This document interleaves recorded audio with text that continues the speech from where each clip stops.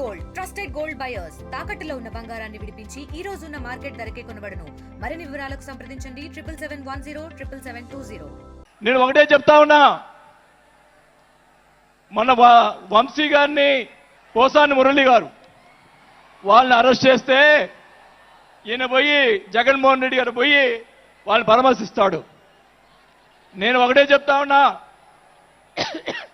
రఘురామకృష్ణరాజు గారిని నిన్ను ఏదో మాట్లాడితే ఆయన లోపల పెట్టించి కుదగొట్టించి కాలు చేతులు ఎర్రగొట్టించి లోపల పెట్టించావే. 17 సంవత్సరాలు ముఖ్యమంత్రిగా చేసినటువంటి చంద్రబాబు నాయుడు గారి కుటుంబాన్ని భార్య గురించి మాట్లాడితే వాళ్ళకి బాధ కలగదా అని అడుగుతా ఉన్నా. ఆ రోజే నేను ఖండించాను, నేను అసెంబ్లీలో ఆ రోజే. అలాగే మన నాయకుడు పవన్ కళ్యాణ్ గారు ఆయన గురించి మాట్లాడావు. పోసాని మురళీకృష్ణ గారు ఆయన కళ్ళైన చేస్తుంటే లక్షలాది మంది జన సైనికులు నీకు తుప్పు తుప్పుగా రాలగొట్టేవాళ్ళు. ఆయన మౌనం వహించారు.